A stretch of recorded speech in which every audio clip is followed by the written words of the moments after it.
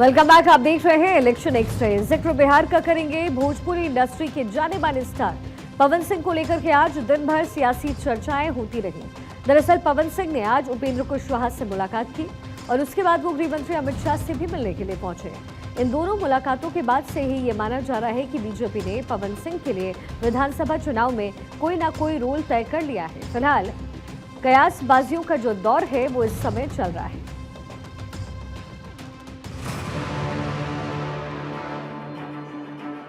Bhojpuri star Pawan Singh की मुलाकातों ने आज बिहार से लेकर दिल्ली तक की सियासत को गरमा दिया। पवन सिंह ने आज गृह मंत्री अमित शाह से मुलाकात की। इससे पहले उन्होंने राष्ट्रीय लोक मोर्चा के मुखिया उपेंद्र कुशवाहा से मिलकर सूबे की सियासी फिजा को पहले से ही गरमाना शुरू कर दिया था। कहा जा सकता है कि बिहार चुनाव की तारीखों के ऐलान से पहले राजनीतिक हलचल काफी बढ़ी हुई है। इसी कड़ी में आज अमित शाह से मिलने के बाद हालांकि पवन सिंह ने कोई प्रतिक्रिया नहीं दी। वे अपने वाहन में बैठे और हाथ जोड़कर मुस्कुराते हुए निकल गए। पवन सिंह के साथ विनोद तावड़े और ऋतुराज सिन्हा भी मौजूद रहे। दरअसल सियासी हलकों में चर्चा है कि बीजेपी पवन सिंह के जरिए शाहबाद इलाके को साधने की कोशिश में जुटी है। अमित शाह खुद बिहार चुनाव के लिए मोर्चा संभाल रखे हैं। पिछली बार के विधानसभा चुनाव और लोकसभा चुनाव में बीजेपी को शाहबाद इलाके में झटका लगा था। यहाँ तक कि खुद उपेंद्र कुशवाहा तक लोकसभा का चुनाव हार गए थे। यही वजह है कि उपेंद्र कुशवाहा और पवन सिंह के बीच के विवाद को भी आज बीजेपी ने खत्म करने की कोशिश की। इसी कड़ी में विनोद तावड़े ने पवन सिंह की उपेंद्र कुशवाहा से मुलाकात करवाई। बीजेपी का दावा है कि दोनों की तलखी दूर हो चुकी है और पवन सिंह का रास्ता साफ हो गया। वो ऑलरेडी गठबंधन का हिस्सा थे ही और यकीनन चुनाव के दौरान जिस तरीके से उन्होंने निर्दलीय चुनाव लड़ा, इस बात को लेकर गठबंधन के भीतर चिंताएं उत्पन्न हुई थी। बट और सबसे ज़्यादा इसका नुकसान हुआ तो आदरणीय उपेंद्र कुशवाहा जी को ही हुआ था। बट आज मुझे लगता है कि दोनों के बीच जब ये मुलाकात हो गई है तो जितने मनमुटाव होंगे उसको भी दूर कर लिया गया होगा। और मैं मानता हूँ कि पवन जी से मेरा पुराना परिचय है, वो आएंगे तो ज़रूर गठबंधन को लाभ ही मिलेगा। पवन सिंह और उपेंद्र कुशवाहा की मुलाकात से बिहार की सियासी फिजा में हलचल तो बढ़ी, साथ ही साथ आरजेडी की भी नींद उड़ी है।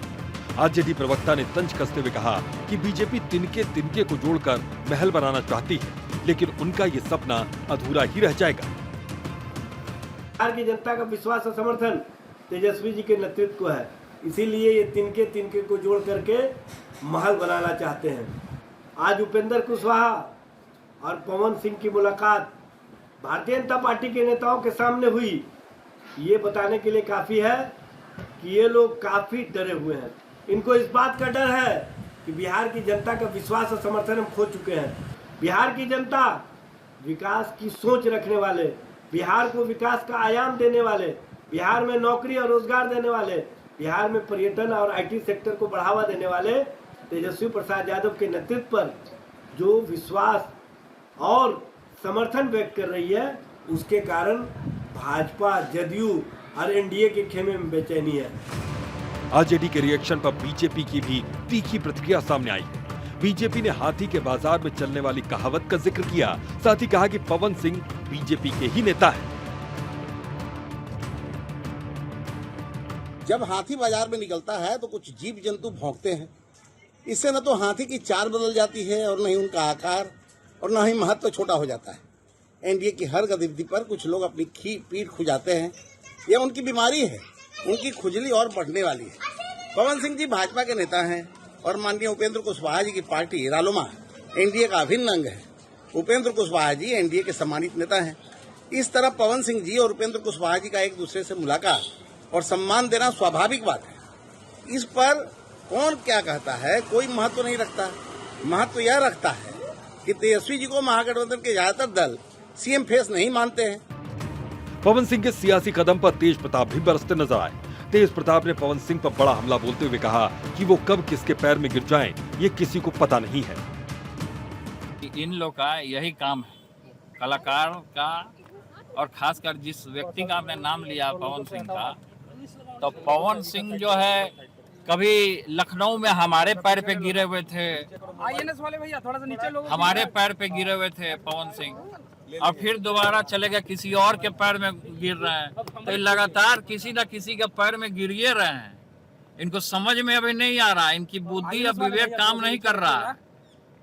तभी क्या करेंगे नहीं करेंगे वो जानेंगे। पवन सिंह जी क्या करेंगे नहीं करेंगे। वो कलाकार हैं, उनको कलाकारी करना चाहिए अपना। कहाँ वो चुनाव में पड़ रहे हैं। आज दिन भर पवन सिंह का दिग्गजों से मुलाकातों का दौर चला और बिहार में सियासी हलचल का सिलसिला चला। पवन सिंह भी जाहिर है विधानसभा चुनाव को देखते हुए अपनी राह फिर से पकड़ते दिख रहे हैं। ऐसे में कयास ये लगाया जा रहा है कि पवन सिंह आरा के बड़हरा विधानसभा क्षेत्र से चुनाव लड़ सकते हैं और आरजेडी को सीधी टक्कर दे सकते हैं। बहरहाल बिहार में चुनावी बयार है। सर्वेश कुमार सिंह, भारत 24, पटना।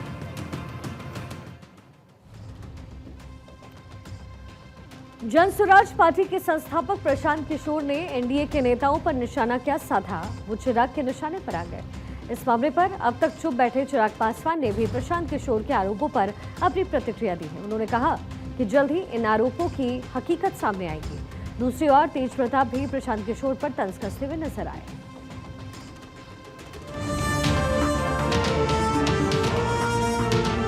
बिहार की सियासी पिच पर जन स्वराज पार्टी के करता धरता प्रशांत किशोर फ्रंट फुट पर बल्लेबाजी करते नजर आ रहे हैं। लेकिन अब चिराग पासवान ने प्रशांत किशोर की गेंद पर छक्का मार दिया। अब तक केंद्रीय मंत्री चिराग पासवान प्रशांत किशोर पर ज्यादा कुछ कहने से बचते नजर आए थे, लेकिन अब उन्होंने तीखा हमला बोलते हुए प्रशांत किशोर की तुलना अरविंद केजरीवाल से कर दी। दरअसल जन स्वराज के संस्थापक प्रशांत किशोर ने डिप्टी सीएम सम्राट चौधरी और मंत्री अशोक चौधरी पर कई गंभीर आरोप लगाए। इस पर लोजपा रामविलास के प्रमुख चिराग पासवान ने कहा, पीके आरोप लगा रहे हैं, ये जांच का विषय है। जिन पर आरोप लगे हैं वो पूरी तरह से अपना पक्ष रखने में सक्षम है। कुछ नेताओं ने मानहानि का दावा भी किया है और जवाब भी दिया। उन्होंने कहा कि प्रशांत किशोर आरोप लगाएंगे और ये जवाब देंगे, दूध का दूध और पानी का पानी हो जाएगा। प्रशांत जी एक के बाद एक के बाद एक के बाद एक कई आरोप पे आरोप लगा रहे हैं। ये सही मायनों में कुछ तथ्यों के साथ वो जानकारी साझा कर रहे हैं या सिर्फ आरोप लगा रहे हैं। मैं मानता हूं कि ये तमाम बातें जांच का विषय हैं। ऐसी राजनीति एक बार हम लोगों ने दिल्ली में भी देखी थी, जब दिल्ली में भी एक मुख्यमंत्री बनने से पहले आम आदमी पार्टी के एक नेता आए थे और आरोपों की सूची उन्होंने लगा दी थी, और उसके बाद जब उनके पास वक्त आया कि उस सूची पे वो कुछ कार्रवाई कर सके तो उन्होंने एकदम खामोशी साध ली थी। चिराग पासवान का दावा है कि विपक्ष केंद्र और बिहार सरकार की योजनाओं से पूरी तरह से बौखलाया हुआ है। उन्होंने कहा कि पीएम नरेंद्र मोदी और सीएम नीतीश कुमार न केवल शिलान्यास कर रहे हैं बल्कि योजनाओं का उद्घाटन भी कर रहे हैं। दिक्कत यह है कि विपक्ष घबरा गया है और ये स्वाभाविक भी है। जिस तरीके से एक के बाद एक के बाद एक के बाद एक केंद्र सरकार और राज्य सरकार, मेरे प्रधानमंत्री आदरणीय नरेंद्र मोदी जी और बिहार के मुख्यमंत्री नीतीश कुमार जी ने मिलकर न सिर्फ योजनाओं की घोषणा करने का काम किया है, उनको धरातल पर भी उतारने का कार्य किया। मुझे खुशी इस बात की कि मेरे प्रधानमंत्री ने सिर्फ शिलान्यास नहीं किया, उन्होंने उद्घाटन भी किए हैं और कई ऐसी जन कल्याण की योजना जिसको लागू करने का काम किया, जो विपक्ष सपने दिखाता रहा था बिहार को कि हम आएंगे तो हम ऐसा करेंगे, हम आएंगे तो हम ऐसा करेंगे। अरे प्रभु, दिए तो थे आपको 15 साल। इतनी ही चिंता और इतने ही विजनरी आप थे और आपका परिवार था, तो क्यों नहीं आपने उस वक्त इन योजनाओं को अपने धरातल पर उतार दिया था। ऐसे में आज जब उन योजनाओं की न सिर्फ घोषणा की गई है बल्कि उसको अमल में भी ला दिया गया। दूसरी ओर आरजेडी से निष्कासित होकर अपनी अलग पार्टी बनाने वाले तेज प्रताप प्रशांत किशोर पर बड़ा हमला बोलते नजर आए। उन्होंने कहा कि प्रशांत किशोर के लोग हमारे विधानसभा क्षेत्र महुआ में हमारे लोगों को नुकसान पहुंचाने की कोशिश कर रहे हैं। तेज प्रताप ने तंज कसते हुए कहा कि मंत्रियों के भ्रष्टाचार की फाइल खोलते खोलते कहीं प्रशांत किशोर खुद ही भ्रष्टाचार में न फंस जाए। एक पैर से अपने महुआ क्षेत्र में एक जिसका पैर नहीं था उसके पैर में प्लेट लगा हुआ था, थोड़ा लंगड़ा के चल रहा था, उसके ऊपर जन स्वराज का गाड़ी चढ़ा दिया गया। हमारे महुआ में, वैशाली में जन स्वराज जो प्रशांत किशोर का जो संगठन का लोग है वो हमारे लोग को क्षति पहुंचाने का काम कर रहा है।